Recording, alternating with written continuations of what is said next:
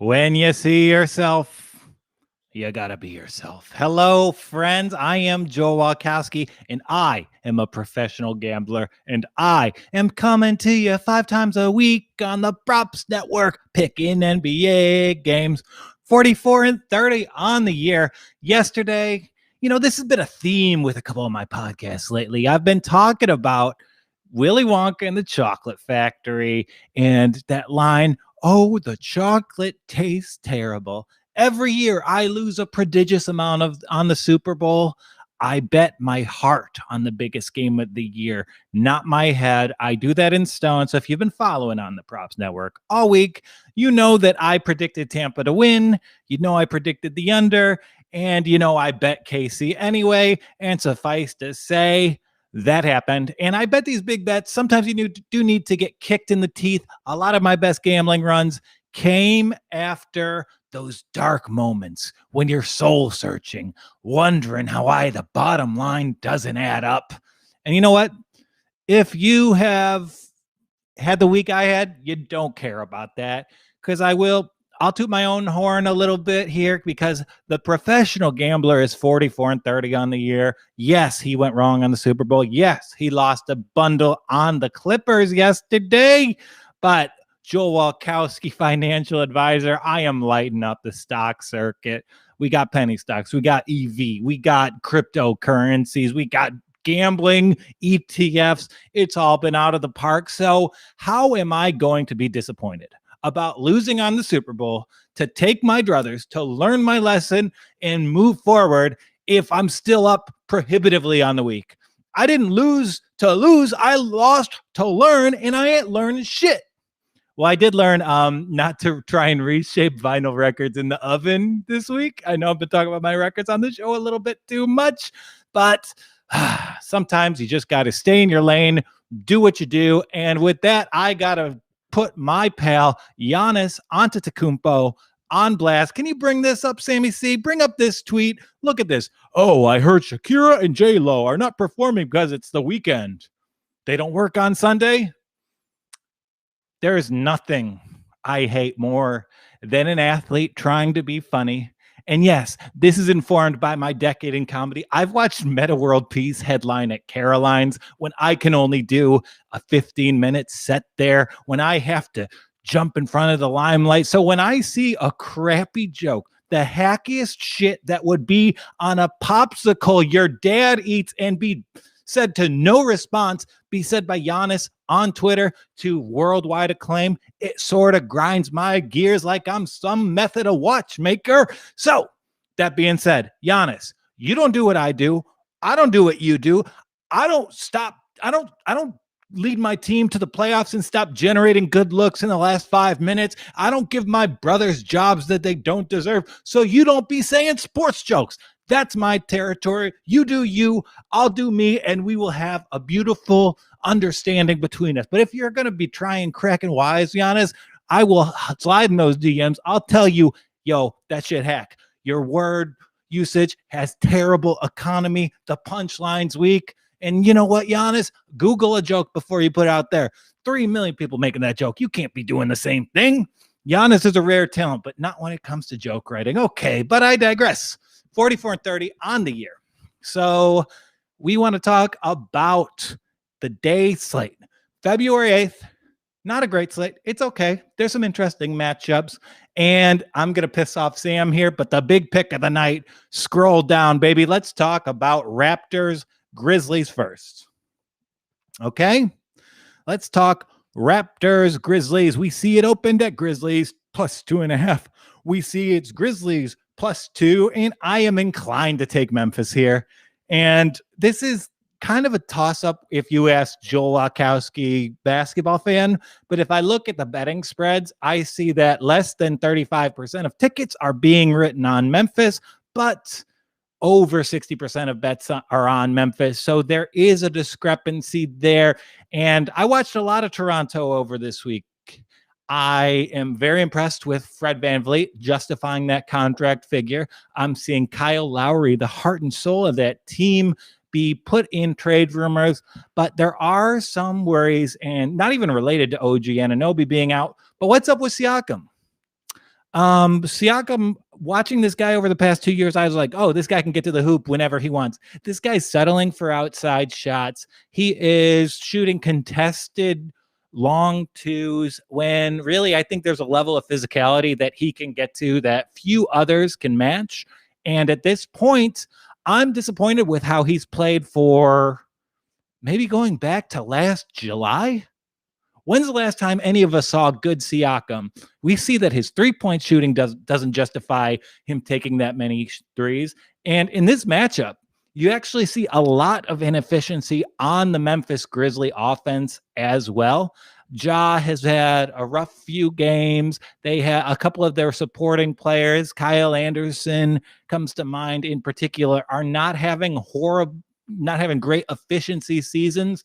But I do think there's hope in this matchup for Memphis because, there's going to be some big changes in Toronto. I think you see that happening, and you're starting to see them acknowledge that their big men aren't quite big enough. I know Aaron Baines is a nice piece. I know he works harder than basically any player in the NBA on game day. I've seen it with my own eyes. Nothing but love for old Aaron. I feel like Tommy Heinsohn praising him so profusely. But I think there's a way for Memphis to really give them a look that they aren't expecting. And watching that Pelicans game, I was really impressed with Jonas Valanciunas. And Jonas is always going to ball out against his former team. Not only did they send him packing en route to win an NBA title, but you get an NBA ring if you're on the roster for a single day of the postseason. Jonas was a foundational piece of that Raptors franchise. They sent him off. He had a full right to get a championship ring, and they didn't give him one. I think that's a bit of an aggression. So I'm going to take Memphis here. I'm going to take the Jonas Valanciunas over in points, over in rebounds, because I think he's going to be the best big man on the floor tonight. With all these inefficient options out, with them having a likely mismatch, I have to just kind of say, I know Memphis has been really rough since I praised them, but I still have a lot of faith that, Coach Taylor Jenkins knows how to run a good offense. I saw it in Atlanta. I saw it in Milwaukee. I've seen it so far in Memphis, even without two of their top 8 rotation pieces. Get Justice and Triple J back here. Then you'll see a playoff team. But against Toronto, who has been kind of dominant. They won that game on Friday against Brooklyn, but do I give that much weight? No, that's the weirdest NBA game I saw this season. I think that Memphis is going to have the best player on the court. I think they're going to have the best advantage as well. So that alone is enough to have me go, you know what, Joel? Throw down on Memphis tonight. So I'm going to do that. I'm going to suggest that, and I'm going to suggest the Jonas Valanciunas player props over. Why are you picking Jonas Valanciunas, Joel? Aren't there more interesting players? Aren't there more magnanimic? Is that a word? No, it's not a word. Jesus. I talk a lot. So we see, pull up this Jonas prop. We have, scroll up. Oh, 14.5 points. I like that for old JV. Even odds. I see them pounding it to him in the post. I think he's a little bit bigger than Aaron Baines. And I think that if they put Chris Boucher on him, if I'm Memphis, I'm automatically throwing it to him on the low block every single time. And we are seeing a lot more post play come to fruition in the NBA right now. So, yeah, I think those touches hits. Let's move along to our next game. Let's talk Milwaukee at Denver. Man, I said Denver. So I was wrong on the Denver pick on Saturday. I will say Jamal Murray was ruled out after I made that prediction. And I'll put it out to the viewers. I try and find the best places to gather my stats on a daily basis. I still don't have the best resource for injury reports. I try out a couple, but I'm still working out some kinks in my own personal process. So if you guys are watching now or watching later, feel free to reach out to the Walkowski, Joel Walkowski. Let me know where you find your daily injury reports. I know there are some good on DFS ones. And as we roll out new tools on the Props Network interface, as I have conversations with our developers and those powers that be, namely Sammy C, I have to suggest there's got to be a better way. If we're going to pick daily NBA, I need a better tracker for it. It's too much before the postseason. I got 30 teams, 29 teams to deal with because we know rule number one, no Knicks on this podcast. Wow. No, we just need, I need a better way to keep track of injuries. I just don't know the best way. And I know before too long, the great content makers at the Props Network, they're going to give us that tool. And we'll have the handle tool. We're going to have it all up there. You're going to get everything you want from a subscription service on the Props Network before too long because we actually care. We know this industry inside and out, and we know how to give you the best content. So let's give you the best pick of the night. Jamal Murray, I think he's still banged up, right? He's questionable on the injury report, but Milwaukee has been playing some awesome defense these last few days, right? They have been playing Cleveland, and I knew they'd be able to out-physical them, but they really they yield an advantage because Giannis, he's so much better at recovery, at jumping, at running, at leaping than getting his brother a job than any other player in the NBA. And this is a matchup in the high altitude of Denver with three of their lead guards on the injury report. I see that this spread is a 4-point game. Milwaukee, there are two ways to play this game, right? Milwaukee's either going to cover it or Milwaukee's going to lose a close game late. We know that Milwaukee does not win close games very often. We know that when they get to situations where they need to generate a shot late, they vacillate back and forth from, do we give it to Middleton? Do we give it to Giannis? Do we give up Brook Lopez 3? They don't have a distinct go-to play, which is not the case in Denver. I love Jokic. Jokic played the game of his life against Sacramento on Saturday, but that was not enough because, god dang, the Kings own the upper echelon of the West. The teams that play the best squads in the NBA this season are somehow Sacramento and Detroit. Thankfully, you will not be seeing them in the postseason, although maybe Sacramento could surprise. But in this one, 4 points with the way Milwaukee's playing right now, with the level of injuries on the Denver guard side of the equation, I have no choice but to just throw it out there on the Buckies. -4? -4? I'll put 1 unit and maybe more. Oh boy, that was some hacky shit. I can't be criticizing Giannis's joke writing, then delving into nursery rhymes. Okay, the only sheep here that I'm counting are those who are back in the Nuggets tonight. Okay, last pick. This has a nice, I'm going to go against a little bit of knowledge here. We have a back-to-back. Teams that have been on a back-to-back, like back-to-back was a huge variable in the NBA up to this season. We've seen Sacramento just power through back-to-back so many times this year.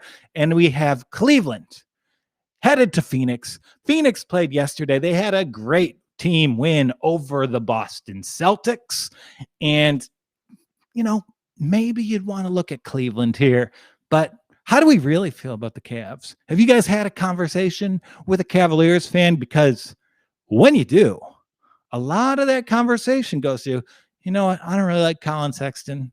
I don't really like Andre Drummond. And those are the two biggest producers on the team. You can't dislike both of them. And in this matchup, here's why I like it. I know Andre Drummond pretty well. Not personally, we've met a few times, and it's the one instance where you take a selfie with someone and they're smiling bigger than you. So I appreciate that, Andre. But I watched a lot of Andre, and when someone is bigger and more athletic than Mr. Drummond, he tends to struggle. Like we all remember a few years back when Embiid, who was still a full-fledged ice cream boy, now he's only a partial ice cream boy, but Embiid just owned Drummond to a level that no player in the NBA did. And now, don't you think the same thing is capable, is possible, is probable with DeAndre Ayton in that lineup? So I like the Suns here. I like the Suns under every timeout, but I would pay special attention to the DeAndre Ayton points over. So if I can go to another screen, I'm going to just test out the typing and say Ayton versus Drummond. I have a new piece of equipment. I want to see how it works. So is it moving a lot? I'm in a different tab. You got to tell me if it's going a lot. Okay, so games played between Andre Drummond and that. So in their matchups, in their stats between them, and this goes back to DeAndre Ayton's rookie year. Ayton puts up 23 and 11 against Andre Drummond, and he's a better player now than he was with any of his matchups. So I see the over-under for DeAndre Ayton, 14.5. He's a better player now than he was. He averages nearly 24 points against this guy. Yeah, hammer that Ayton line, because I think he's Embiid, maybe not quite as perimeter oriented, but this is the exact situation that I've seen Andre Drummond struggle in so many times before. The head-to-head stats, they don't lie here. I had this back on a hunch based on watching more Andre Drummond than anyone should. He dresses like he's actually from Detroit, which meant a lot to me since he was the Pistons franchise player, even though he was the Pistons franchise player. But I know he struggles here. The numbers back it up. So you could take the Suns -7. You could take the Suns under. But I think the best play in this one is going to be the DeAndre Ayton player prop points over 14.5 against Andre Drummond. Drummond don't body you up on the block. Drummond just wants his rebounds. He wants his steals, and he wants his blocks, because he can just make the case that mathematically he's among the most productive players in the NBA. There's no person who puts up big numbers who passes the eye test less than Andre Drummond. So I'm going to go with Ayton here. So I will hang out. I will take your questions, comments, concerns. You can make fun of me for losing $1,000 on the Super Bowl, but I will point out I made 11 grand in the stock market yesterday. Well, is Dogecoin the stock? Okay, so I'm up on the day. Feel free to clown. You can make fun of my hat, the fact that I wear this fucking shirt on the show every day, or you can just ask me a basketball question. And I think I'm going to do a big fun show on Wednesday. I think I'm going to do soups and hoops then. I am going to make my daily picks. I'm going to make a soup, and I'll probably have some extra time there. So I'm going to be laying out the case why the LeBron versus Michael Jordan argument is kind of boring. I do want to point out that probably the most interesting conversation we can have as basketball fans is probably comparing LeBron to Magic Johnson. And especially when you kind of do the algebra to include LeBron's resume next to Jordan's, like it sort of points out that Magic belongs in that conversation, right? 9 finals and I think 13-year career, 5 titles, a lot of MVPs as well. So I'll get into that while I make my soup, after I make my bets. And that'll be a nice opportunity for me, because Sammy likes to yell at me when I don't talk about gambling related issues. But if I'm making a soup, we're going to have some time to kill. I let that shit simmer, and we can get into the deep dive of Magic versus LeBron. Will it be a gambling related soup? Yes, it will be a gambling related soup. We'll make a bad beat soup. I live in a Polish neighborhood, so the only thing being served at most restaurants is a bad beet soup. I thought the only thing the Polacks gave you with beats was a terrible rap album. I am Joel Walkowski. I can make those jokes. And while we're here, smash that subscribe, smash that like, go to the Props Network for all your gambling resources. So we're probably a little hungover. We're probably a little tired. Maybe some of you guys like me have your bankroll deflated after you had a worse performance gambling than the Chiefs' offensive line.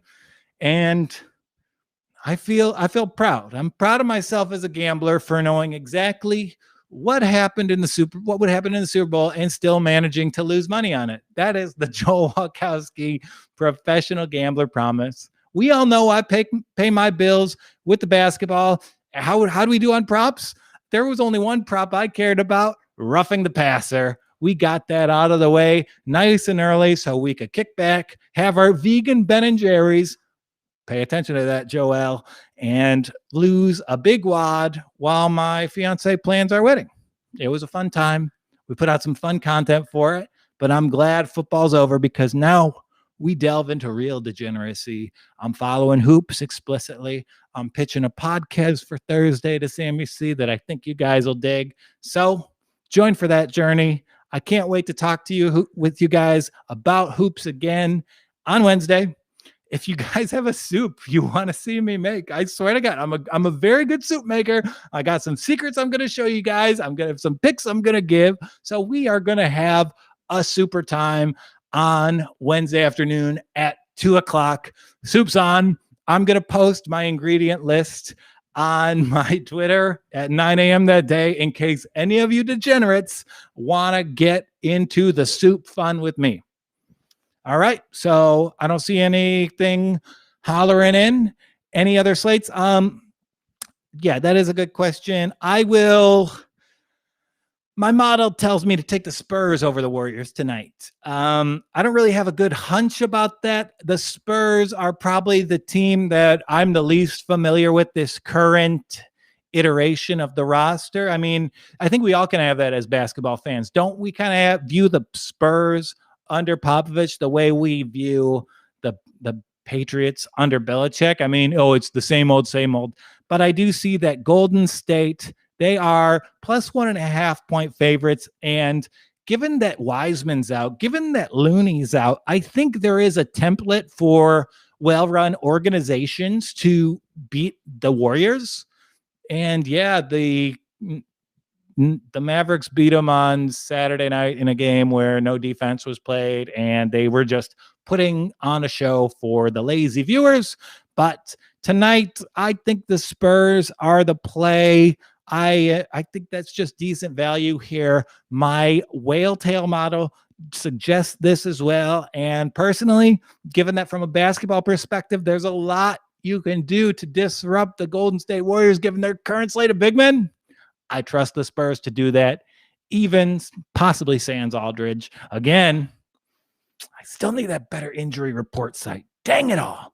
Okay, well, I had a lot of fun today. I had a great time researching.